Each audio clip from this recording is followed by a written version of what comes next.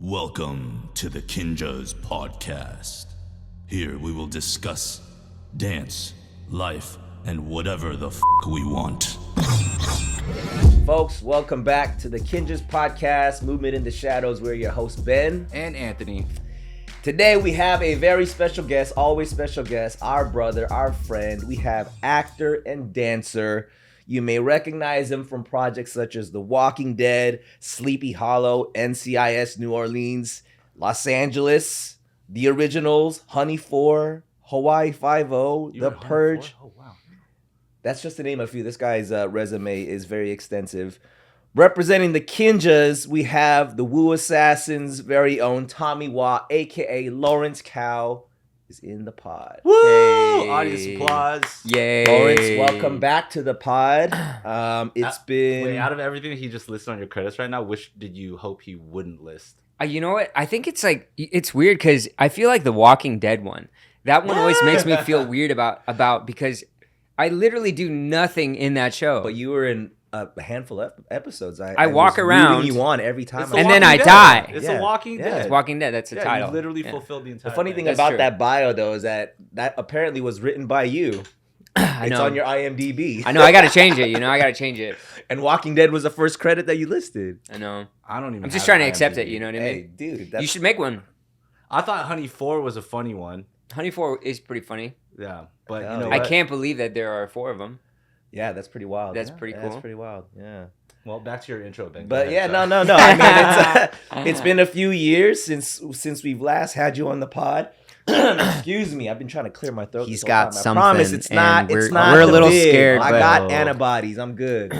I was listening back on that first episode. So I mean, the intro episode for everyone that comes onto the show for the first time, we get their origin story. So for whoever doesn't know Lawrence's origin stories, go back to that original episode. That's on season 1, so you can hear the origins there. But Lawrence, we wanted to catch up with you. You've been doing a lot. Well, everybody's been doing a lot over the past few years. But the last time we spoke, you had just been fresh from Vancouver, just finished shooting Wu Assassins on Netflix. And you couldn't really talk about it too much at that time, but you just kind of lightly brushed over that. And since then, the show's been out. You just shot the movie, Fistful of Vengeance. We just wanted to catch up with you, man. Like, how's life been? I mean, we can talk about the project as much as you want, but yeah, we want to tap in from that continuation point. Yeah, man. I mean, life's just been crazy. I feel like work-wise. I feel like when I was younger, it was more of like the really strong desire to continue to work. But now when things like come and go, and when they're not there and non-existent, it's like actually okay now. I feel like I'm at a place where it's just like, you know what, like whenever work comes, I will like be grateful for it. And just for me right now, just to, I don't know, just enjoy my life and then try to find joy in other things besides work. Just try to cultivate better relationships in my life, like as I've gotten older, and just realizing like more things, like other things that are important. Whoa. I guess. Yeah. Yeah. So, I'm assuming it's not just age that brought you there. Obviously, it was the experiences that you like kind of experienced as you spent time growing up doing that. But like, what are some of the factors that you feel like helped you come to this understanding of yourself and of just your life? I think when you try to make a name for yourself and you're trying to like get your foot through the door into the business, you really tell yourself like, man, once I'm in the door, like I'm gonna be so happy, everything's gonna be great, I'm gonna be like, it's gonna be fine, like everything's gonna be like, I'm gonna be like the most happiest person ever, like once I like obtain that goal. But then I just realized like I realize whenever I'm on set or whenever I'm working, I'm obviously really happy, but there are still days where I'm just like, oh, I'm still just me. There's still days where I'm like, not feeling quite like myself too. And I'm like, you know what? Like life is just like this up and down roller coaster. And so like whether I am working or whether I am not working, it doesn't really matter. Like I still have these highs and lows. And so it's just for me to embrace the journey. I think once I've like slowly started to understand that, it made like, navigating this career much more easy. Yeah. Yeah. I mean, 2019 was when we last talked to you, and then obviously the pandemic, lockdown happened in 2020. And did the show came out during that time, right? Was it 2020 when the show came out? The show came out in 2019. Oh, okay. So like right? Shortly after? Or 20. You want me to Man, IMDb I don't this right even now, know. dude? I don't even know, like- I'm about to Google this shit. I don't even know like what year it is right now. Right?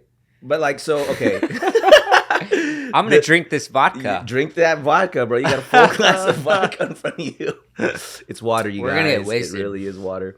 And it's water, yeah. I mean, I think it was just an interesting time. 2019. 2019, okay. Yeah, so right before the pandemic. Right before. And then when did you go to Thailand to shoot the movie? Or fill in our listeners so that we fill that gap. I feel like so much happened in order to get there, right? So like the season came out 2019. I watched the whole damn thing because I had to watch. You were the best actor on the show, by the way. That's no shade to anybody else. Yes. I'm literally just saying you were my favorite character. Unbiased, I think you had the best performance. I think your character was like just portrayed really, really well. I think casting did a great job bringing you in, and I still like some of the other characters. They're biased because we're on the same crew, and so, I do like you more than everybody else. So that is true.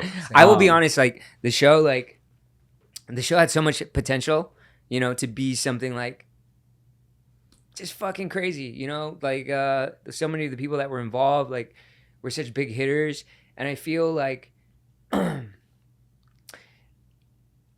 they tried to put so many different things into this series, and if they just focused on one thing, it would be like if they made it like In and Out, it would be like, damn, this is a fucking good show. Yeah, let's call it what it is. The show is very okay. Yeah. I was entertained at numerous parts, and again, I love seeing you, but the show is okay. Yeah. Mm-hmm. Yeah. They were like throwing just too many things in there, like just different, so many elements. It's like going to like it's like going to a restaurant where like they don't know what they're cooking. Yeah, it's just fusion what I mean? Everything. Yeah, so fusion. There's no specialty. Fusion everything. There's no specific There's thing. just everything. Yeah. Yeah, totally. And so like we were trying to navigate that and try to understand what the series was, and we were looking forward to do another second season, and we were definitely bummed that we were not able to do that. But fortunately, like Netflix saw that there was still so much potential in us, and they thought that this series could probably operate better as a film, and so they were like, yeah, let's give them another opportunity. We can just take the ideas and the world of Wu Assassins and try to go and do something else with it. Yeah, just take the best elements of it. Take the best elements of and it. then just make something better one time. Yeah, something that's just more digestible. And yeah, I mean, if you guys haven't seen it, I don't want to spoil it, but it's just like it's just action packed from beginning to end. And it's out now on Netflix. Yeah, it's out on Netflix. Yeah. Make sure you guys go check out Fistful of Vengeance, starring Tommy. That's really, honestly, I wish Lawrence Cowles is just the main. He is the main to me. I want to change my name to Tommy Wah. It's a cool name. So you went to Thailand to shoot this film. Mm-hmm.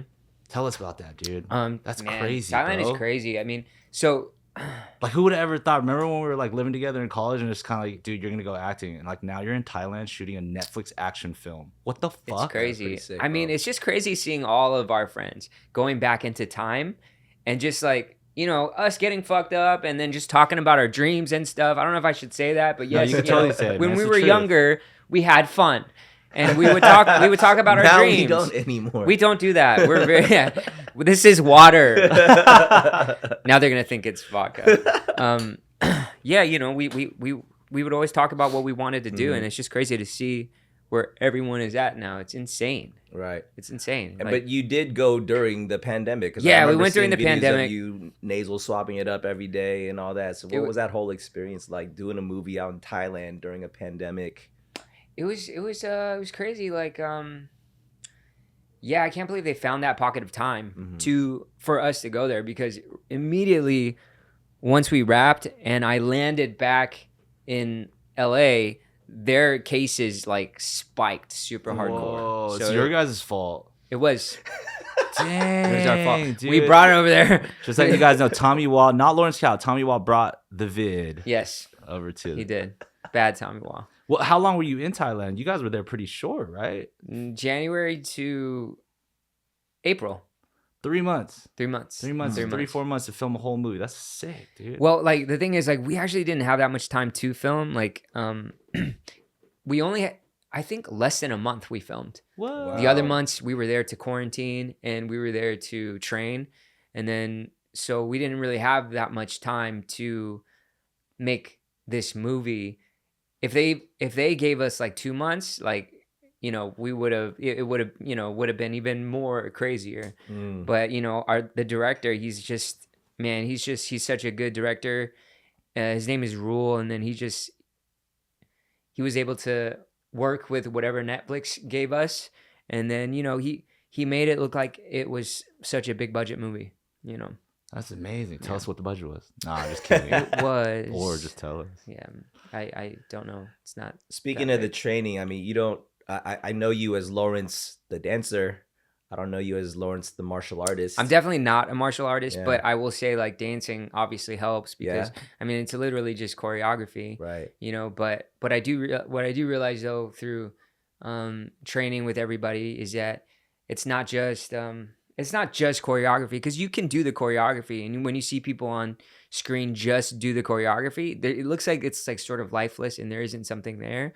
But I feel like once like an actor embodies what the person is going through with the movement, then it makes like the scene so much more crazier. Right. You know, that if you can see the story and the movement, I mean, you guys are experts at this, and so it's like once you see that on screen, it's like, oh, that's more interesting. You know, when you see people just move and then know how to do things like sharp, you know, and dodge things. But did you actually study a discipline, or was it just what you needed for the scenes that you had to do? I saw you doing some knife I play. literally just studied like what I had to do. My character wields a butterfly knife, and so I just That's practiced. so fun. Practice doing that. That's probably you in high school. Yeah. Brings me Oh my back. God. So I can Just honestly just before I went to see you Thailand, I doing was it, like though. trying to like do this butterfly thing. So you got a little injury while you're over there. Tell us about it. Yeah, What was the man. story? So this is maybe the week before we finished. The week before we wrapped, I went out and then to this club, and I was trying to get to this VIP section on the other side of the club. And then when you climb up on the stage, when I climbed up on the stage on the left side, there were no stairs. So then I was like, okay, I'm going to have to like, you know, hop over. But when I jumped off the other side, I assumed that there were no stairs there, but there actually were. And so I jumped thinking that I was going to land further down, and then my ankle clipped it. And then it just like, it was a bad sprain. And then it was so bruised. I couldn't walk on it. Oh shoot! And I still had to shoot like one more week of filming. I'm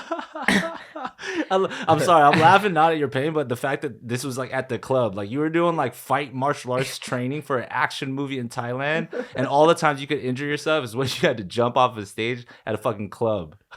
It was dumb. I was luckily the day before I went out, the scene was me like getting stabbed in the leg and it was the same leg. It was the same leg. So then if you guys watch it, it's like, it's that last fight in the factory where we're fighting the main antagonist, and she like spears my leg. And then that was the last scene that I shot. So when I got back on set, it sort of worked out because I had to just It was literally limp. like that. Yeah. You didn't even tell people. People were just like, man, he's taking this acting thing. Yes, That's they were that like, method acting to the next level. Dang. You know what? It's so next level that it looks like, man, he's faking it. It looks really fake. He's like, come on, man. You don't have to like be so but I couldn't walk on it. Real pain. Yeah. Wow. That's crazy. So you guys were out there for 3 months. Yeah. And then you came back, and then what was it like? What was like life back in LA? Were Man, it things was kind just of moving still? Come back to an actual pandemic. Right. It was just a crazy shift. Yeah. Coming back here, I think I went to like the 24 hour. I think it just opened. Mm-hmm. So then I went in and I was just the only person in the whole gym. Like That sounds during the nice. day. And yeah, it was great. It was awesome. But then it felt like just like from a country where everything was just pretty much open to like coming back here where it was just like, what the heck? It was like it was jarring a little bit. Yeah. I definitely had to adjust. Yeah. But you know, it wasn't bad. I immediately afterwards I had to jump into this indie film, and that was nice too, just to be back on set really quickly. So just You got pretty ripped during the pandemic, bro. Was that like Take it required? off. No. Was that required for the film, or did you just? I mean, like, look, I can't. goals. I sort of have to if I'm like on a film.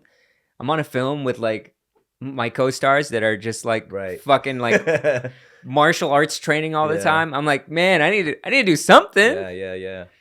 I didn't want to just like just like chill out and So you picked up Tybo, right? Yeah, so I picked up Tybo. Billy Yes. Blanks. If there's a will, there's a way. There it is. Did you go? Was there a specific like program that you're following, or is it just like I'm just gonna work out every day? And Of course, Ben's You know- super interested. you know, in we this were- one. I'm we not were letting let me doing know this- the secret, man. We were doing this thing when we were shooting that we would just be like, look, we were trying to eat healthy. We're like, all right, so we can only eat, and this is in Thailand, so it was hard.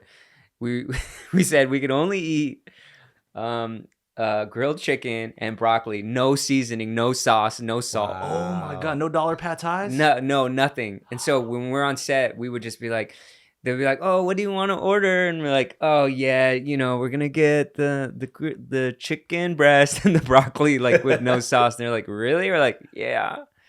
We would just do that. I mean, obviously we would have days when we wouldn't, but then a lot of the time that we was would like the just eat standard like meal. pretty Well, clean. I mean, pays off, right? Yeah. You're gonna Yeah, immortalize yourself yeah. in a film. Like, you better be as Yeah, primo as you can be, right? yeah, to try to be at least. So now that you're back, what have you been working on? Or where's your mind going? What do you plan on working on? Like, what's the next step for, Tommy Wah? Man, I'm just trying to I just want to work on another project, man. Like, whatever comes my way. I've been going out for auditions and stuff. Just the usual. Just sending in a lot of tapes and stuff, and just hoping something clicks. I feel like before it would be more. I feel like I'd be more, I guess, desperate for something, but I feel like now it's just. Look, if you guys want me, you guys want me. Mhm. It is what it is. I feel like I'm Damn, doing good that's work, that and it's swag just like, right there, dude. I mean, think about it though. When you were first, like, but going I'm not out- getting anything right now, so it's just like, all right, whatever. But when you were first like going out there, you know what I mean. You had a younger look, right? You probably didn't have as much facial hair, or tattoos, or you weren't as mature as you are now. So like the energy that you put out, or your IMDb wasn't as stacked with Honey 4 or anything like that. You know what I'm saying? So like, are you seeing that you're either being pitched for or getting different, or even like kind of auditioning for different roles? Is there like a younger versus an older Lawrence Cow now? Yeah, definitely, and I think my team is trying to push me towards that. And it's interesting. I think it's interesting for Asian actors because we don't necessarily age quickly.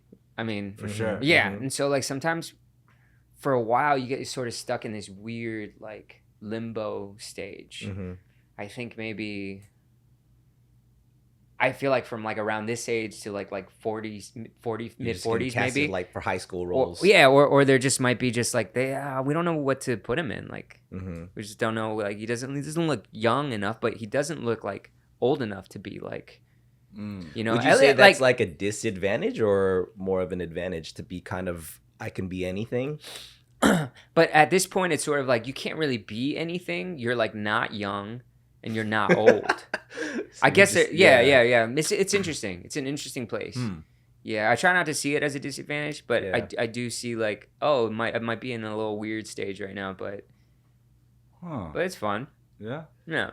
Well, you've been working on a few projects. You're working on Shell, the Wong Fu Yeah. project, and there was a Weekend. That was another series that you've been doing. You want to talk a little bit about those projects? Yeah, sure. I feel like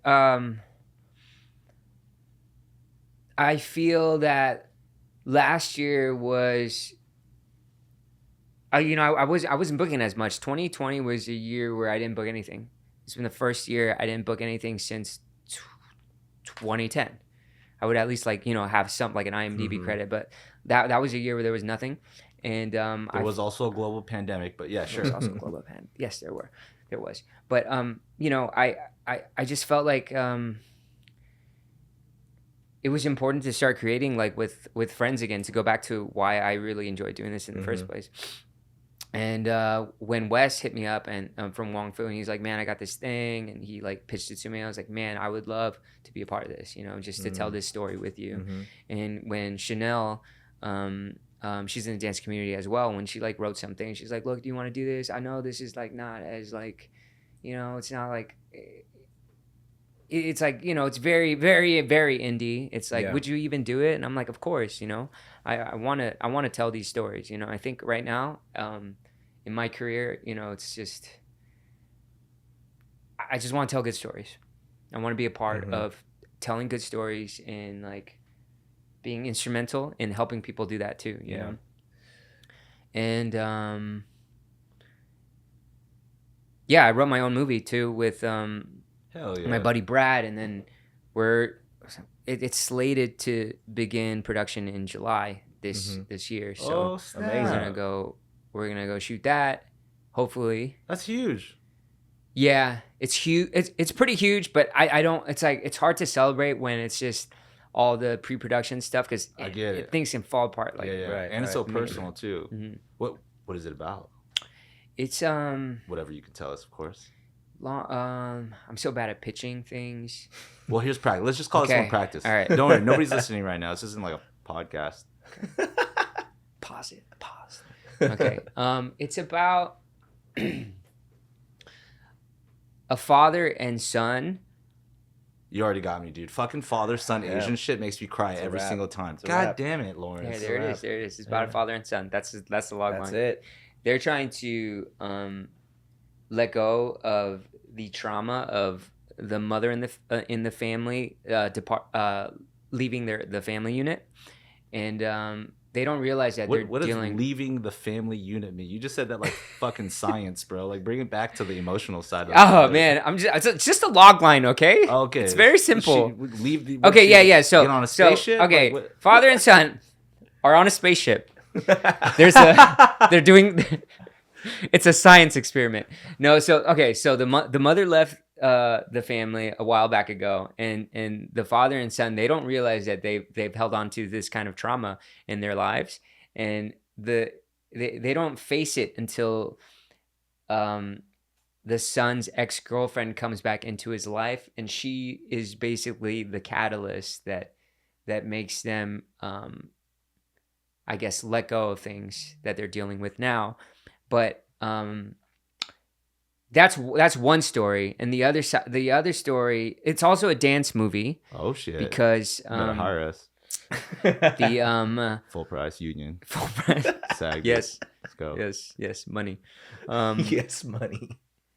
The ex-girlfriend that's coming back into his life wants the son to help her propose to her current boyfriend through like. So they used to dance together when they were younger. The ex-girlfriend comes back to ask her ex-boyfriend to create the routine of love and intention to propose. She's going to propose to her new boyfriend. New boyfriend sounds like a simp, number one. The new boyfriend, and the new boyfriend, they're in an open relationship. Whoa. And so when the son and then the girl start hanging out, she's like, promise me you don't have feelings for me. And he's like, no, I don't. Like, I'm over you. And obviously, oh no, he's not. And Save the Last Dance happens. And they start like, getting closer and, just through choreography, right? I love it. I just want you to say yes, even though it's not a yes. Maybe a little choreography. Yeah. But yeah, there's just a lot of different storylines that are intertwined. But it's a fun little film. Oh man, sounds like a personal experience that you've definitely had in your dance career. But I'm not gonna. It's actually a personal experience like that. From I think the writing actually stemmed from my dad leaving his car at my mom's place. Even though they were divorced, he would leave his car like just chilling at my mom's house, and I'd be like, "What are you doing?" And so I thought in the beginning of this movie, I just wanted like the son to be staring at this car like outside of a house, and that's sort of how it just unfolded. But then I wanted to make it so that I guess like to experience what it would feel like to have my mother leave instead of my dad leave. So just to switch the sexes, you know what I mean? And just to experience what it would be like to have a father figure in my life that's like... Damn, that's really powerful, man, Yeah, considering like your actual, you know, your story and stuff like that. But you just quickly mentioned this in nonchalance. What was your dad doing leaving his car there? Look, I don't know. He just wanted a place to park his car. Maybe, I mean... I don't know what it could be. There's so many different reasons. Every day, just reminding you that he still exists. Yeah, it's like the car's there. I'm like, damn. So I just thought it was interesting for this character to just be like, you know, just for this character to be upset at his, or in this story, at his dad for like not saying anything. Like, what, you're gonna let her do this? You know what I mean? Damn. And so like the movie sort of starts from there. And then, I mean, it's cool because it's an Asian American movie, but it explores like taboo subjects such as divorce and polyamorous relationships, and that's just a nice way of saying open, right? Yeah, yeah. And there's dance in it, and it's hilarious. It's a hilarious movie too. It's funny. Oh, it's a comedy. It's a comedy. It's a comedy. Yeah. Okay. Because there's a few times I wanted to laugh, but I was like, well, I don't know if that's proper it's right now. It's like a rom-com almost. Yeah, it's like it's got like my best friend's wedding kind of vibes. Okay. Yeah. Got it. But just a bunch of Asian people. Just a bunch of Asian people, yes. No, I'm just assuming you're hiring us. Yeah. You don't have to hire you guys Asian people. Yeah. You know? And you too, Chad. Yeah. We all got jobs, That's amazing, guys. man. Like, I'm really excited. But I feel like, you know, again, just personally, just knowing you and stuff like that, you've been talking about your own movie for a minute. And you know, that's a step ahead of like even us sometimes. We might talk about like a theater show or something like that. And, you know, we still haven't been able to do one. But at the end of the day, it's also like, there's a pandemic. So there is a freaking pandemic. But like to like see you, you know what I mean? Like Slate Out potentially starting in July. I think that's freaking incredible, man. Yeah. Congratulations.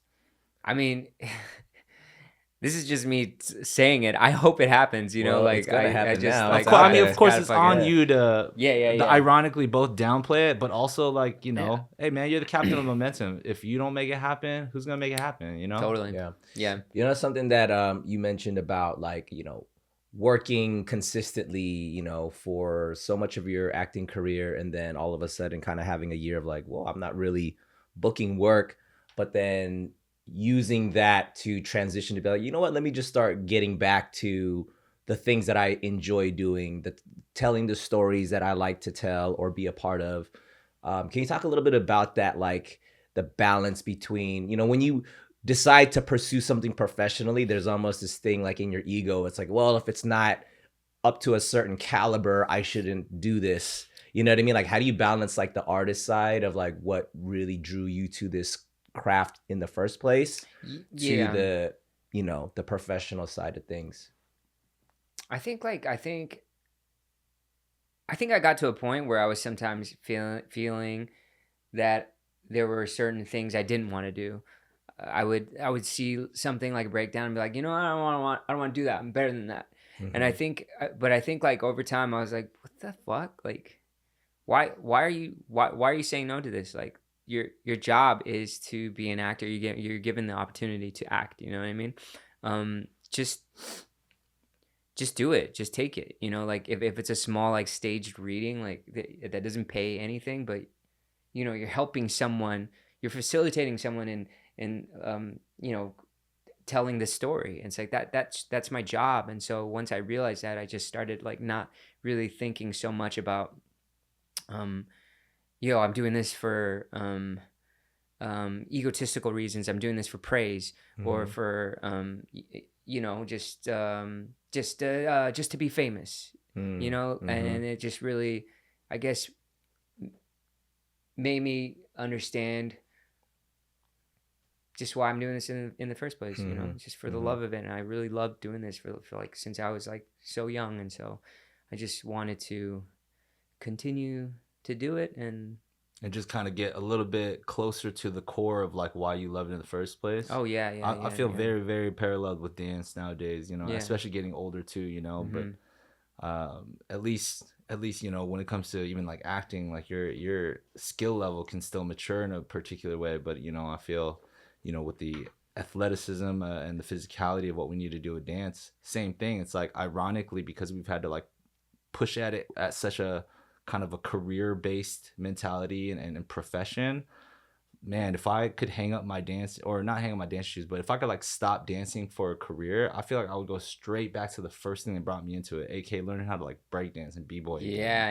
You know what I mean? Like if I didn't have to worry about it needing to be perfect or my best anything, or like what if I get injured, like I'll go straight back to the thing that I fell in love with most, you know what I mean? So I can kind of understand and a I little mean, bit of that. and that's it. I guess that's the responsibility you guys have to make sure like the younger generation continues to like foster that mentality in their pursuit of what they want to do artistically, right? Not for them to like get, you know, to get bigger and think about like, I don't know, think about other things. That's hard in the entertainment industry, right? Because like if you wanted to be a part of it, you end up getting inspired by the people who are kind of like killing it the most, you know what I mean? So like that's a little bit of that walk. Like nobody gets the full cup of tea, nobody gets the whole context. Maybe people are just seeing you like, you know, get a movie out, but unless they like really dive in and listen to this podcast, they're not going to understand that like from where you are as a human being, you feel and see and understand different things and want to live a certain way. But like, again, if I'm just kind of looking on the outside, I'm like, oh yeah, like I'm inspired by Lawrence, he's doing a movie, like what's the next thing? And just like perpetuating that, like how does it continue to feed me as a spectator? How do I continue to be fed inspiration? And then that puts a little bit of that pressure on you, even, you know what I mean, as a performer, to be like, how can I continue? To do it, totally. But I mean, just for fun cycle. though, for fun, you know what I mean, like all passion projects and in your, you know, coasting life aside, like what's still something that's like a major, other than your own movie, like if you were to just get a call from a executive movie producer from XYZ Studios right now and offered you XYZ part, like what would that potentially look like? Yeah, like, I'm talking dream shit, you know what I mean? Man,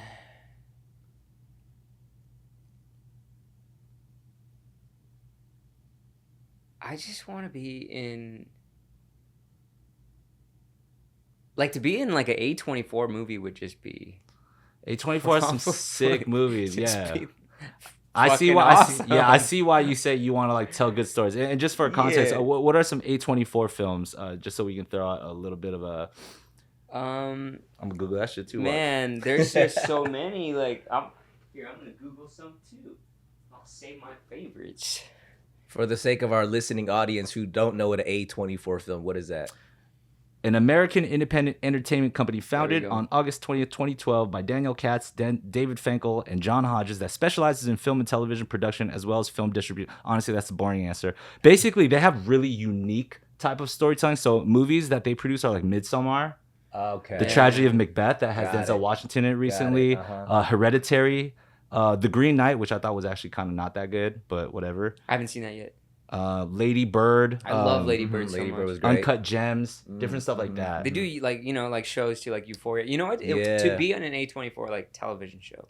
Ooh, like Euphoria. Yeah, that'd be Euphoria is freaking wild, awesome. dude. And I think like, I mean, what I want to do now is just I want to lead a show. I want to be the lead, like in a movie. You know, I want to be like the person that's instrumental in telling this story. Like, you know. Whereas like now I feel like, you know, I've done a lot of supporting characters, like supporting leads, like for a lot of things, but I think like now I just want to like step into the shoes of being the the main protagonist. Yeah.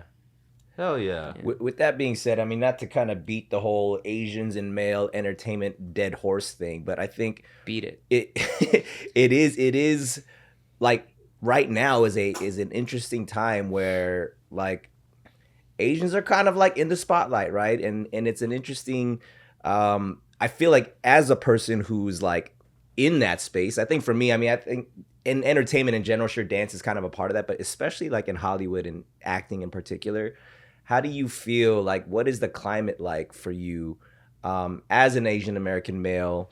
And I'm sure you probably see a lot of similar things that are offered to you that kind of kind of look the same that may or may not be things that interest you. Maybe you want to do something just completely off the wall from what's kind of being offered to you. So being an Asian American male in like the acting space in particular, like how is it these days?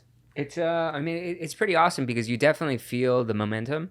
There's definitely momentum, and then this is just the beginning. So this is just the representation for other like communities and minority groups have been so strong, you know, like, but for Asians, like for an Asian American male, you know, it's just like it's been tough. And so now that things are picking up, it's like it's cool to be in this space, and it's cool to be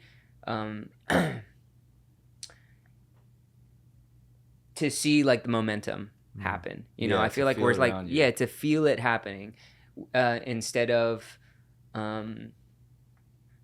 growing up like seeing people on screen and being like, oh yeah, this is normal. Because for us, you know, when we first started seeing like people that look like us on the screen, it was I mean, for me it was pretty jarring. For sure. I was just like, what the heck, this looks weird.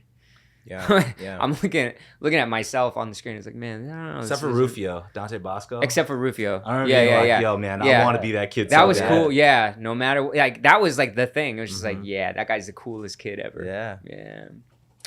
But you know what's cool though? Like, you have been in this game for a long time. So when you talk about even momentum, like, I know and I can tell that you understand what that means, because momentum is obviously the change in something as well. And you are in a scene that you can see that change and can appreciate it, because, like, you know, I think about like, I don't know, somebody gets like mad famous off like TikTok right now, you know, because they're so famous, they get like casted for something or get thrown into a movie as an extra, which is, you know, more power to them. It's awesome, but it's kind of like, it's something like TikTok came out so recently, the evolution and the pacing of that, it's just boom, boom, boom, one thing leads to another. But like, to even be in it and then be able to recognize that there was once a place where Asians didn't have as much of a voice or representation or strength in the industry, and now to see everything culminate into a time frame where it's like, you know, movies are being produced with full Asian casts, TV shows are coming out. You know, Sean Liu was here on the pod a couple weeks ago, and he was like, he's on The Cleaning Lady, and like that's a predominantly Asian led cast, you know, as well.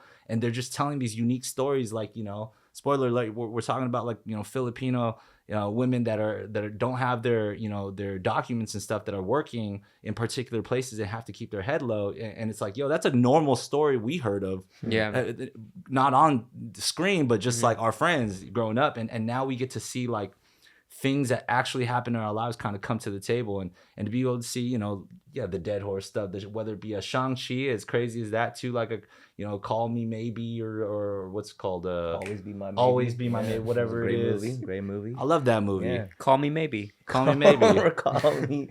Who sang that song? Call Me Maybe? Carly Rae Jepsen. Carly Maybe. Or Crazy Rich Asians, you know what I mean? Like, you can feel the momentum, especially when you're in the industry, and like, even to be able to see you know, continue to like, sometimes I get really proud when you're the one Asian guy in the whole white cast. I'm just really excited to see like because we're just like touching the surface, and it's still stories that are like, okay, you know, but I can't wait to see what it would be like 10 years down the line. What kind of stories are we going to be telling? Because I feel like right now we still have to like attach all the same tropes in order for it to be digestible. There still has to be Asian tropes, like, because otherwise people are going to be like, whoa, what the fuck, I can't handle this. Let's talk about those Asian tropes right now. We're talking about like, I don't know, maybe Asians not being good drivers. We're talking like the old Asian lady, like, you know, making sure that you eat your dumplings.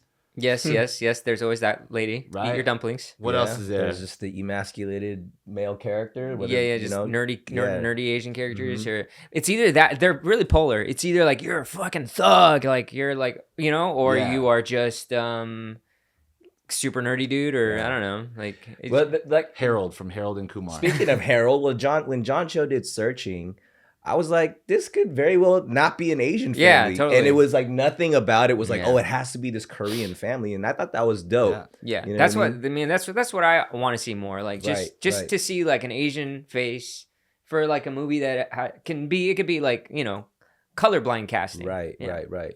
Yeah.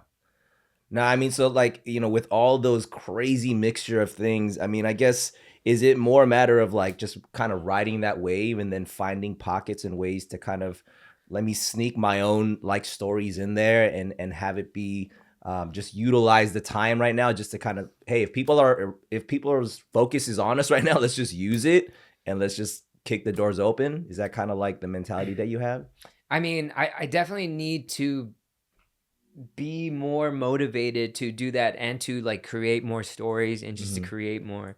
Right now, I'm just sort of relying on a bunch of like Asian American writers to push stories forward, which there are so many now, and it's crazy. Like most right now, it's like it's hard to find an Asian American writer that's not working in a writers group room for a TV show. Like people are killing it right now, and it's awesome. Yeah. So it's is that something hot stuff right now? You naturally, I mean, from actor to like writer director, was that something that you kind of found like, you know what, if I want to tell the stories that I want to tell, like I got to know how to like get to that next level?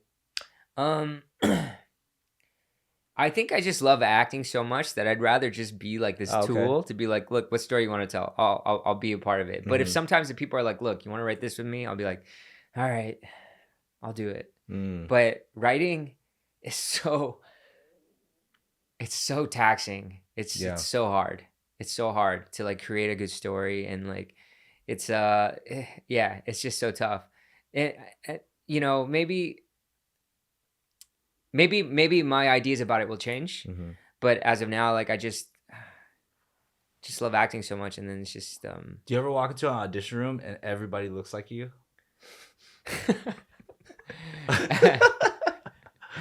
You know what? Actually, no. You ever did that? Yeah, no, actually, no, not a lot. I had that happen to me one time. Do you remember? Really? Did I tell you about this? No. I had that happen to me once. Oh man, it's a crazy. They all story. look like you, or do they all look Asian? It was like a cell phone, like a commercial spot or something like that. This is when I was like, I just got an agent, so I was like, I guess I got to go on a couple auditions. Yeah. And then they wanted me in business casual attire to show up to like, you know, and you know, you hold this fucking styrofoam piece of block that represents like unnamed cell phone company or whatever, right? And so when I go in to like sign up, and it's just in this like random house looking spot in the middle of like Hollywood. Okay, yeah. Like I saw like 15, 20 other Asian dudes that had like my same kind of like, you know, buzz cut at the time, business casual. So everybody's in like a blue button up with like a tie. It tucks into their pants, no blazer or anything like that. You know it's true. Usually Gio Lee was there. Usually, like I feel like commercial castings, that's when you'll be like, all right, I see all the same people. Got it. Yeah. I remember after that, I was like, I'm done, dude. Yeah, like, I'm not trying to compete against myself 20 times over. Man, commercial castings. It's so but hard. Yeah, it wasn't for me. It's so hard. You ever have a worst casting experience? Yeah. Well, they're not worst. I mean, I've had some. Like, there was one time where I think it was for a commercial where I had to like, I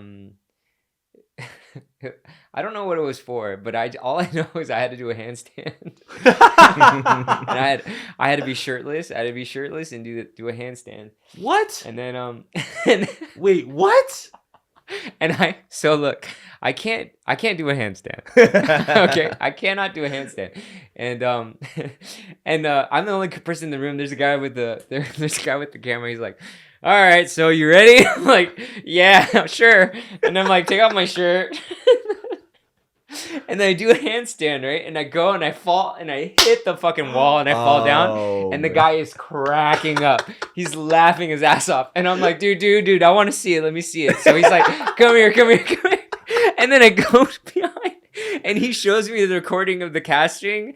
And we're just cracking up, watching me just like.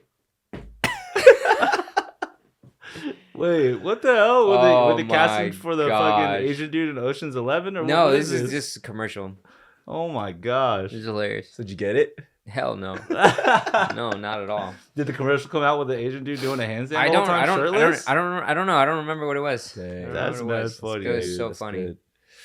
I mean, you know, I think the past couple of years, everybody's kind of learned something about whether that's themselves or like how the world works and all that. And not to get like super deep or get deep, like what are some things that you feel like are some pandemic either discoveries or realizations or, you know, more like focused directions or anything like that? I think for me personally, it's just to set my boundaries. and it is to let go of things that just really no longer serve me anymore, you know? I feel like for the longest time, like I've been like someone that's just like, I don't know. I feel like I people please a lot, and I just do things. I'm like this with my mom, and I mean my mom is like this too. We actually recently had a conversation about this. She just sat down and she was like, "Yeah, this is what I do," and I realized like I need to not do this. Pretend like everything's good. We're deep down inside. I'm like, actually, no, you know, like. And she's like, "I know you do this too," and then we both talked about it, and it's just, I guess it's just sort of like saying what I genuinely feel about something instead of like putting up a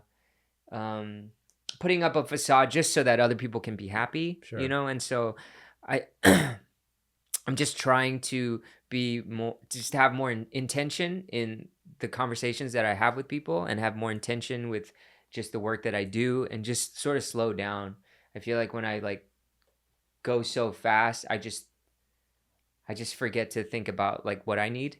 And so I'm just trying to, I guess, navigate that and adjust accordingly. Yeah. How's that been for you? Like, kind of adopting that kind of mentality. I realize it's hard to do. It's like, it's hard. Like, it's hard for me to like, and it's as simple as if someone's like, "Hey, you want to go hang out? I haven't hung out with you in a while," when I genuinely feel like I need alone time and I need to be myself. It's hard for me to just be like, no, you know, but I've been trying to apply that and just trying to be like, yeah, no, I can't. Just to be like, you know. As long as you don't say that to me, man. He's going to start asking me all the time to hang out just to test it. I'm just saying, man. I really just asked you to hang out a couple days ago. Now I feel a little bit weird. Like, did you want to say yes? Or like, you know, like, what's up, man? No. Damn it. See, it's hard. It's hard. And, yeah, and I think another thing I'm working on is like, I think, I guess guilt. I feel like I feel like I live with this base note of guilt. Whoa. And sometimes I punish myself, and I think that I'm trying to I think I hold on to guilt so that it gives me a free pass to do things that aren't so good again. If that makes sense. It's like utilizing the guilt to like if I truly let go of the guilt and was like, you know what, you're okay, you've forgiven yourself for these things, it would be easier for me to like not venture towards doing something that I know that is not so good for me, you know. And so I've been trying to I guess release from that, because I feel like if I hold on to it, then it's like an excuse or a pass for me to be like, yeah, well, I'm just gonna get fucked up anyways, you know. Like, dude, I totally resonate with that. I think like, because we all know that like our vices or the things that we kind of like, this is a weak area of my life, and we know that we don't want to continue said habit.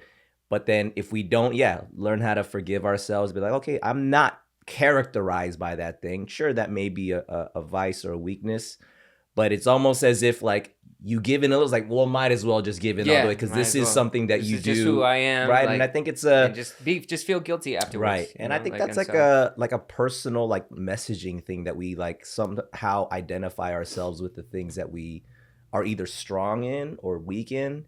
And I think, just having a little bit more grace with like, yo, okay, you screwed up, move on. You know what I mean? I think that's really important to do. And I think that just takes a lot of self-awareness though. You know what I mean? Like just knowing who you are, knowing that you're not perfect, but knowing that you're not like imprisoned and condemned to the past, and the future is up to you to create. And you know, we all have that ability to do so. And I think that's really important. So I get it, man. I get it.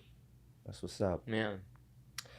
That was deep as fuck. We got super deep. I was trying to navigate through like I was like, man, these are really broad blanket concepts, but are really, really strong and true. And I could tell that there's a lot of wisdom behind it. It's interesting too, because but a part of me is like, what are you guilty about? What did you do? So what are those things, huh? What are you doing, man? Did you murder someone? Whoa. But you know, like, it's interesting too, because I didn't really think about this until recently, but then I was also thinking like, man, I've worked on these characters before. Like these, like even for like Tommy and Wu Assassins, like his whole thing is that he's a fuck up. Everyone believes he's a fuck up because he has this guilt that he feels like he's done this thing that hurt his friends. But once he realized and let go of that guilt, like it was just like, no, man, like I'm not that, you know. And then once he let go of that, it's like he could clean himself up. And I feel like it was just interesting. Like, do playing these roles ever have an impact on your actual personal life? Does it ever bleed outside of work? You know, I'd like to say that it doesn't. That I'm really good at like letting go of what I work on when I'm like working on something. But I think subconsciously it does a little bit. Like if I work on something that's like someone that's like going through some crazy shit, like I feel like it does linger. But I try to tell myself that I'm good. But then there are days where I'm like, yeah, it gets a little tricky. Yeah, I don't know, man. I watch like a Marvel movie and I feel like a superhero for like a day. I can only imagine when you're like actually trying to embody a character. You know what I mean? Yeah. It can What's get your process like unpacking from a character? Like you're done with that? Do you have like a cleansing method? Like is it therapy? Like what is it that helps you kind of like step away from that? I think one thing is like if it's a character that's going through like a bunch of shit, I just sort of give gratitude to the fact that, man, thank God my life isn't like that. You know, Gratitude, and just really like stepping away from it. You know. Wait until you have to play a rich ass role. You're like, thank God my life isn't like that. In that case, you know, you just try to manifest what that is. You know, like, look, I'm gonna take that and run with it. You know, like, so yeah. So I mean that we're talking about like mentality, like mental strength, either to like tell yourself this is not you, and then or if you find something to be like attractive, like hey, I actually like want that in my life, and so shifting your mentality to be like, you know what, I'm gonna take that as something that I'm gonna try to actually apply to my life. So a lot of it's just like this mental ability. Yeah. Of like being able to compartmentalize your art, I guess. I think like. But sometimes it'll definitely bleed in because like when you're working on somebody, like you're just sort of like developing the subconscious of that person inside of you, right? Yeah. And so like you're building this tree, right, in your brain, and then once that tree is built, you do the scene. It's like you've constructed this tree in your brain, like it's gonna be there still. Like you don't know that it's not there anymore, so it's like it can get a little bit like Right. Yeah. With like how everything ebbs and flows with, you know, you as an actor to taking on projects that, you know, you're a little bit more like I feel attached to something or I feel like I believe in something. There's this whole concept of like growth, right? We're always trying to grow. We're trying to mature and understand like what our next level is. And a lot of times we have success as like this guiding force, whatever success is, right? Whether that's a career thing or whether that's a life thing. Where are you at currently with how you define success? I think success is just, I mean, I think I've said this before, but I think it's just the acceptance of where you are at now. You know what I mean? I think that's the only way we can move forward is once we accept everything in this present moment. And I think it's like that's just the most important thing, just to be as present as possible. You know, I'm still trying to do that. Like my mind goes like all over the place all the time, so it's like on a scale of 1 to 100 on the inner peace-o-meter, man, what are you tracking right now? 1 to 100. 1 to 100, doing the whole speedometer on this I'm page. very low right now, maybe like 25 on the inner peace-o-meter. Yeah, man. Oh man, we're gonna hit those guilty pleasures after this pod, dude. Let's go. We're gonna get that real vodka in there. No, yeah, I'm going through like it's like transitional period in my life.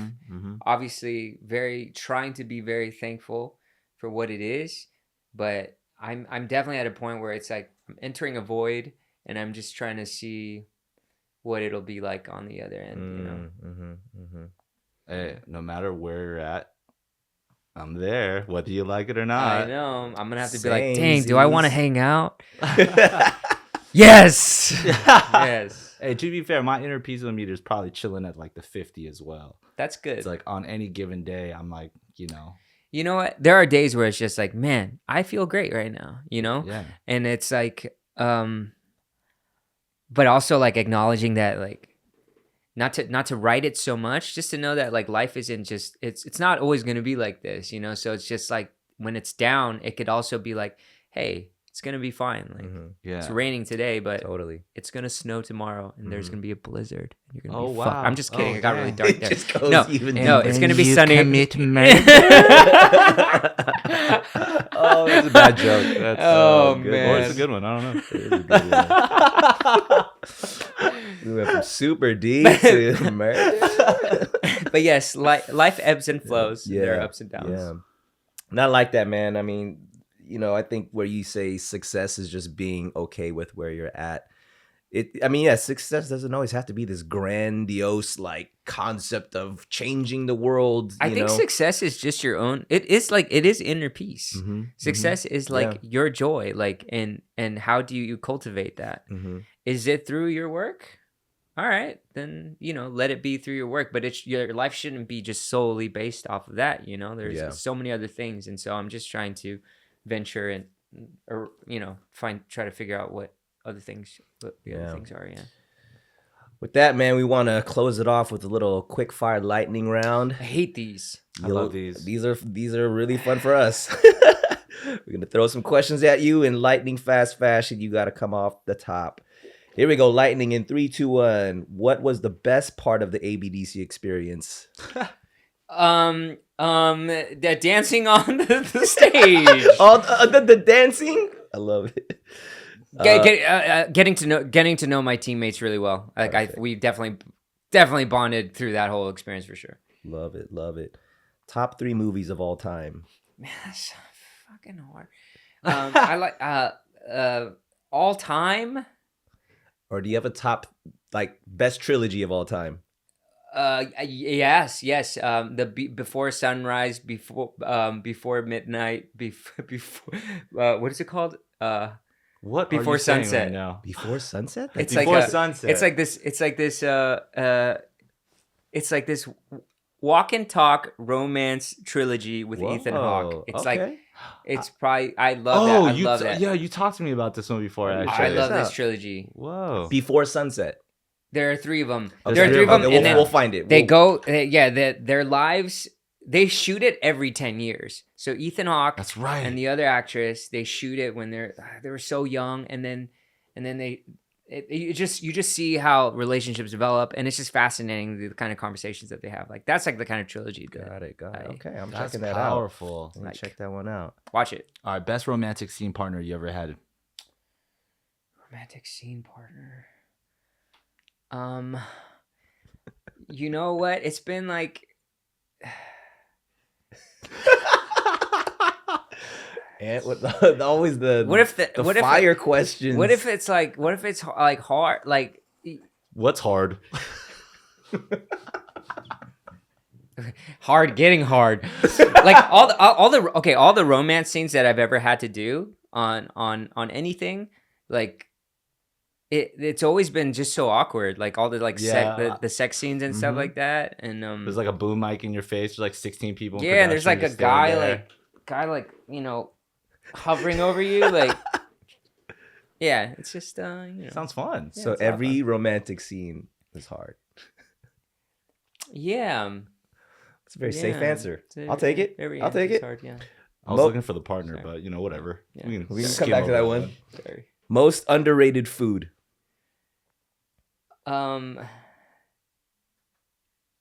Chinese food. No, a lot of people like Chinese food. That's not underrated. KFC. Ooh, yeah, I like KFC. Wow. KFC's a good one. I love KFC. I love KFC. Yeah, so it's not underrated either, right? Well, we're underrated, Well, so I wouldn't have thought of KFC. Like as- KFC is like my favorite food, I don't sort know. of. Okay. Like, it's We're like one of my overrated. favorite Okay. food. we're overrated. Yeah, overrated. You got a director that you want to work with? Favorite top one? I told you this. I want to work with Justin, man. I want to work with Justin Chon. Hey, what the heck, Justin? Why is that not, like, why is that like so difficult? Yeah. I want to work with Justin. Hey, Justin, is it because you guys look alike? Is that why No, he's like, why would I hire awesome. you when It I would could be just awesome hire to work with myself? 1000% that's gonna happen. Yeah. Okay, cool. Well, that's going down. Tag Justin. Most overrated pastime. What does that mean? Like what so many people love to do that you're like, I don't get it. Like I don't know why people love doing that. Like running or Magic cards. Whoa. Why you gotta attack me like that? I'm sorry. Like I was the kid that was just like, man, is this over? Can we do something else? Like they're all chilling on the floor, throwing cards on the floor. I want to do something else. I literally just got Magic cards for the first time in like 20 years. Nina beat me and I like haven't played since. Freaking Magic cards. What the heck? I'm sorry. I tried to play. They're I know like, look, Ben hates it too. Hey, I shared this. Bro. Maybe for different reasons. I think I was just a hater in general, but yeah, I wasn't. a big let's fan explore either. this. Why did we hate it so much? Maybe I just thought it was nerdy, but I also probably just because I didn't get it. You're a I bully. bet you I guys was a played. bully. You would like have a better inner peace. You're a bully because you bullied what's his name? Yeah, we'll talk about that in another episode. Didn't you? You haven't talked about this yet. Sounds like a perfect time. No, We gotta talk about this. Oh Who shoot! needs to see this? Yeah, everybody needs to know this moment, but you can. I'll This is give retribution. I'll give the cliff notes. So JGL, Joseph Gordon-Levitt, and I were in the same 8th grade middle school class. I just wasn't very nice to him and his friends that loved to play Magic, and He liked to play Magic cards too. he loved to play Magic, and some of us yeah, do. I'll just leave it at that. I wasn't very nice. That's to them. it. Oh, you ain't gonna give Yeah. him the juice. I mean, okay, I might have punched his friend. Sorry, Ian. Sorry, Ian, if you're listening, I'm very sorry. and if he is listening, what do you want to say to him right now, man? I'm sorry. I was very lost and didn't know myself, and I realized that's not the way to deal with anger and insecurity, and I want to apologize. Yeah, Ian. there you go. And JGL, you're killing it in life, man. So I don't even know if you remember me. So it's all That's good. what I'm talking about. See, you gotta forgive yourself. Yeah. You know. Oh, I Gotta figure forgot. yourself. All the You guilt. gotta let shed. that I just guilt shed get right out, now. man, Yeah, and it's shed off okay. my old skin. You know, but you do gotta stop hating on people who play Magic because I you're carrying do. that. Both of you carrying that right now. That's why I tried You are playing still with you. bullied. Yeah, That's I why I need, tried I need playing to with you release last from time. that for sure. I'm just saying, man. The guilt of like, And I'm not speaking about feeling myself. guilty. I'm talking about all the kids around the world who are playing. I'm strong enough to Look, defend. dude, against these fools. play your Magic. It's cool. Is Play it your though? Magic. It is, man. It's cool. It's pretty No, it is cool. I'm kidding. It is cool. You gotta tap I that just, mana. it's just overrated. Let's move on because Okay. okay. Hey, this is your lightning. This is your opinion. Yeah. This is your opinion. Yeah, but then you'll get that guilt out. Okay, I'm done with it. I've shed. Wow, I can't believe I just said that on the pod. That's cool. If you could have one do-over in life, what would that be? You know, I would love to do over the ABDC experience actually. Like, cause I mean, I talked about this. Like, Yeah, I you feel did like talk about I feel this. like a lot of the time I was just like, man, I don't want to be here. I was like, man, I got to go travel again and teach somewhere. Such a Oh, Tommy God. Wall. It's like, what? When I think about it now, I'm like, you're a fucking idiot. Yeah. So just to enjoy that experience. Just to enjoy more. the Yeah. experience, like, Yeah. which I'm trying to do now with my life. You know, like I want to go back in time and just be like, punch myself in the face. Oh, I would Okay, totally do okay. that. Like last week, even. Yeah. What is your favorite quality about yourself? There's nothing. I hate myself. You're going deep with this. Get one. out of here, you fool.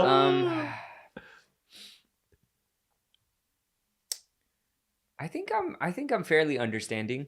Mhm.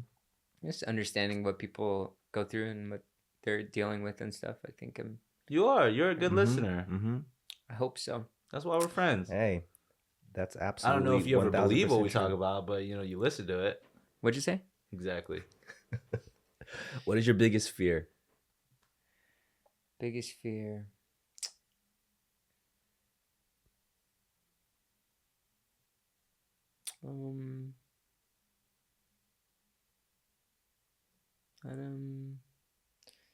This is not really lightning round. It's okay. This is when we start winding it down because the questions get Ben's deeper. questions aren't really lightning. It's more like whole thunderstorms. Yeah, it's just weather forecast for take like a us through the week. storm. You want lightning? I'll give you lightning.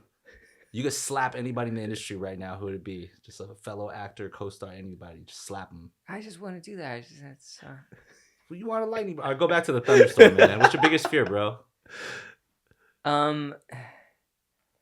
I guess like I think like if I lost, I think losing memory Oh wow. is pretty like scary. Like if I was older and then I was like, fuck, I know I had a good time like in college, and I'm like, I just don't know. I don't know what that was. Like I knew I had this maybe I was like, oh man, I had this relationship that was so great, and then it's just like, man, I can't even like access it. That's a little scary for me. Like I feel like that's That is scary. Hence, I see your connection to Shell and why that story's and it's still here. Right. 'Cause you still worked on this character. Wow. Okay. How about this for your film you're about to produce? Uh-huh. If you could cast anybody to play those main three roles, the son, the a father, and I don't know if it's going to be the mother or if it's going to be the ex-girlfriend. I mean, I've already cast. Well, Oh, never mind. I don't want to insult anybody who's already been cast. but I do want Ty Ma to play my dad, and you know we are in negotiations with their team to do it, Sick. and so that's who we're after right now. Cool. Well, let's putting out the positive jujus. Yeah, Let's make that happen. What is your proudest moment? Proudest moment.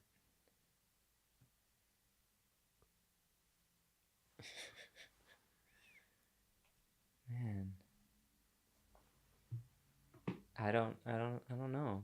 There's nothing to be proud of. We got to work on the inner piezometer. Yeah. Proudest moment.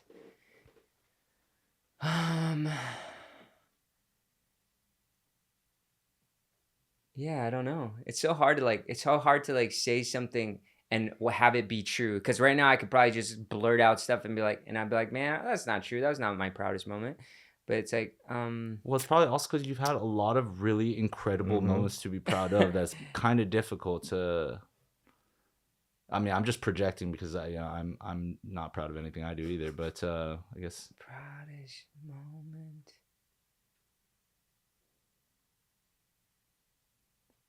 man, we got to work on these lightning questions. Yeah, man. Hey, Asking people what their favorite color is and shit. Yeah. Dude. Favorite color would be easy. It's like black. That's boring. Really? That sounds boring. I like black. Oh, I love black. Black's I great. like blue too. I like this color. Oh, that'd be hard too. That would be hard. How about? I think proudest moments would probably have to be like, I feel like when it's not like a specific moment, but I feel like every time like I feel that my mom is proud of me, it makes me proud. Like anytime I get some kind of like, I don't know, just any kind of like look from my mom, just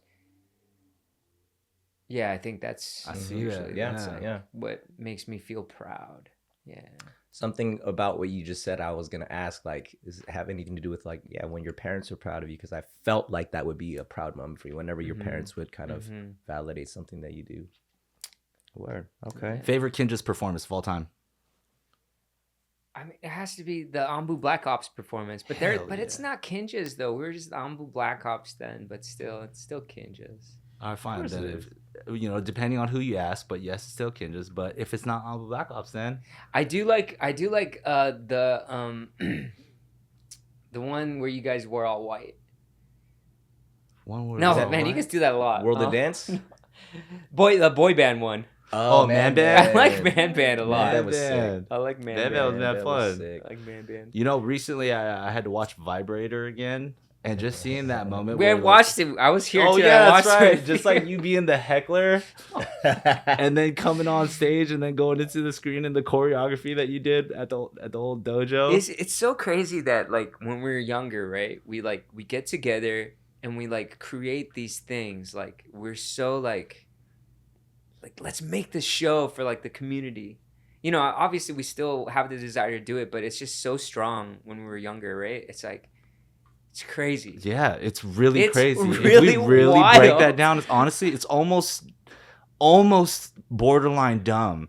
You know what I mean? But like that's also what made it so.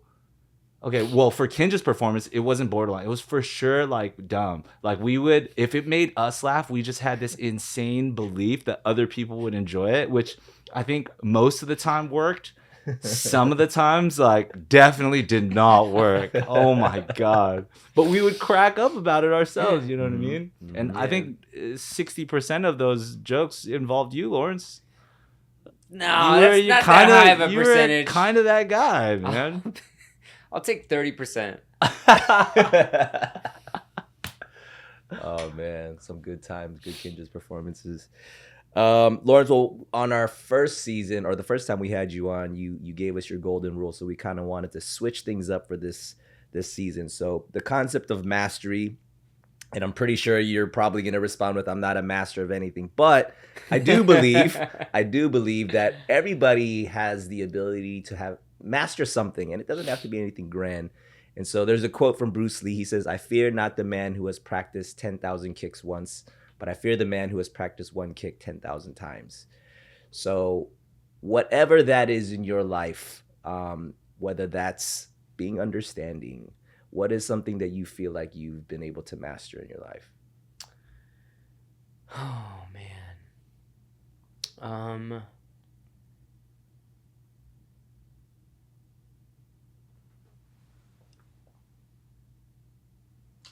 I mean, I guess it would be understanding.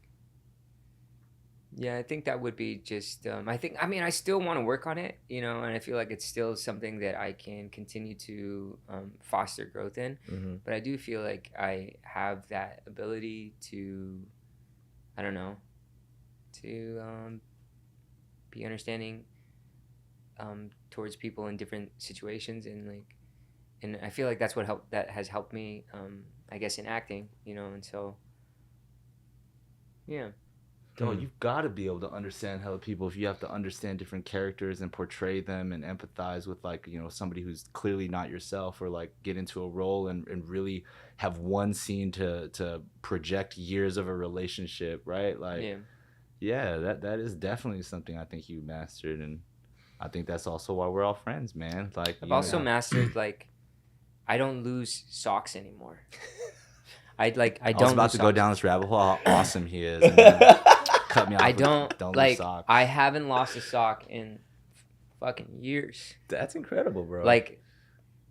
There's never just one sock that's where's the other guy? I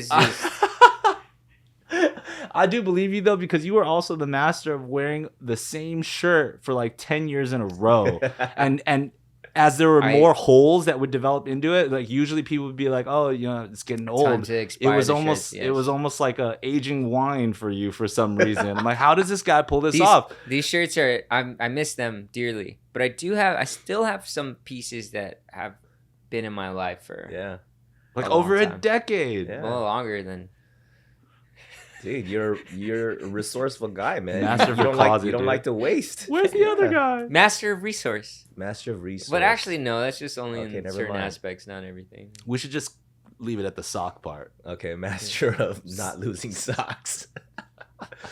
Man, dude, Lawrence, talking with you, bro, this is this conversation, it just went all over the place. Is regular life with Lawrence. It is. And I think why I love it, when you say understanding is okay, the ability to just be very understanding or empathetic, I just feel like you're just so real. And I think that's something that I've known of you. When you say trying to be intentional whenever you engage with somebody or you have a conversation, not making it just a sort of casual, even though you taking your time to answer these questions. You could go off the top of your head, but I don't know this, and then move on. But you really take time. Even when I ask you, what's your proudest moment? You're like, I don't know. I don't know if I have a proud. That's a real answer. Though from where we sit, we could easily be like, what the hell are you talking about, bro? You've done so much. But the reason why I love you even not having an answer, it's maybe for you, it's not the accomplishments of It's are you stupid? Do you not get this game? It's lightning round, buddy. But it's just keep it real around, man. Keep it real round. Yes, keep it real round. And I know you over the years, and having seen just your growth as an artist, as a man, and just life happening, and just seeing how you navigate through it all. And not feeling like you need to put up some front and be like, yeah, I'm good. It's that knee-jerk reaction. How you doing, dude? I'm good, man. And then when you say, dude, my pesometer is at 25 out of 100, that's okay, that's a real answer, And I don't think there's you know, and that's very brave of you to come on to something like this and be like, yeah, I'm not really sure. You guys are recording this? No, there's no fans. We got all this chat. No, we're good. We still, oh no, we It's okay, just we us. missed We're it all. just hanging We out. missed Just it all. Just us. microphones in our face for no reason. Where am I? But dude, like it's so cool to just, I mean, your accomplishment, people could look it up to find out what you've done, but 94. to see how you view it for yourself, and like it's just stuff. I mean, yeah, it's stuff that you love and stuff that you enjoy, but you're not like, oh yeah, when I did this movie or when I was, you know, on this show, like that was my proudest moment. It could be, but it doesn't have to be. And you're currently at a place where, yeah, man, we're still in this weird world of a pandemic, and it's not super clear, not super easy all the time, and being okay with the ebbs and the flows, being okay with not being fully like, yeah, I'm freaking killing it right now, you know. I think that's important, you know. It checks me, you know what I mean, as I'm like, you know, hearing you talk, and like, you know, as I take a look at my own life, I'm like, oh shoot, yeah, I guess I'm not at 100 in really any area right now either, but that's what life's all about, right? Is just learning how to just keep moving through all that, you know. And like you said, yeah, it's not going to rain every day, you know. The sun's going to eventually come out, you know. And I think that's important for us to know that that's just how all this stuff works. So just appreciate your honest energy, man. Always, it's always refreshing. Man. I mean, it's a pleasure talking to both of you. It's been a minute. Like, you know, This is the cool thing about podcasts, is like we really just sit down and we're like, you know, let's just yeah. Well, what's next, man? What can people be on the lookout for? Where can they find it? I mean, just working on this movie right now. Trying to get that off the ground, and I don't know. Find me in the metaverse. That's what we're going towards, right? I mean, Oh man. Yes, know. we are. I Yes, fucking love we you, are. Lauren. Where can people find you? Follow your journey, social medias, all that. it's just at I am Lawrence Cow. At I am Lawrence Cow. Because Oh. I am Tommy while was taken. Yeah. Damn it. We got to reserve that handle. Lawrence, thanks so much for coming through, man. We love kicking it with you. For sure, man. It's good to Likewise. chat it up. Yeah. Likewise. Do you really love kicking with us? I do, You I could do. say no. I do. All I'm gonna right. be honest. I This want is to. fun. I want to This is do lot a of legit like hangout. Like, I don't know, after this hangout. I Be wish I friends could, again. but I gotta bounce. You Okay, see? just kidding. You got boundaries, Yeah, man. see, I appreciate that. You're honest with me. Yeah. I'll accept that. I'll accept. I could it. lie on camera. Sure, let's hang out. He's an actor. Damn, what an He's actor.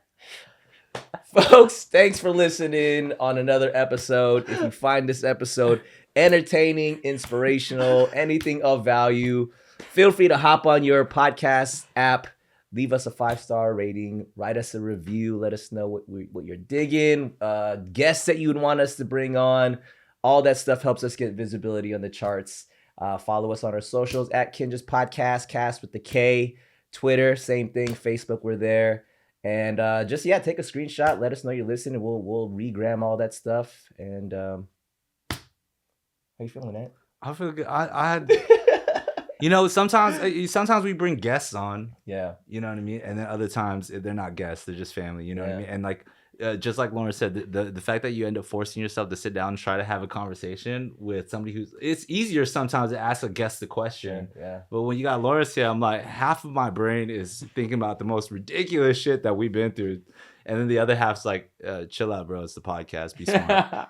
So I'm having a good You guys time. should do like another kind of podcast where it's like a Between the Ferns podcast, Oh, yeah. where Yeah. it's just like we can sit here and not do anything. Maybe that's the I think next you'd be a one. good host of that. Look Yeah. at that. But, you know, you don't have to say yes because I know. I got to think about it. I'll let Yeah. you know if I want to do that. That's an honest Sure. answer. That's an honest answer. Let's count.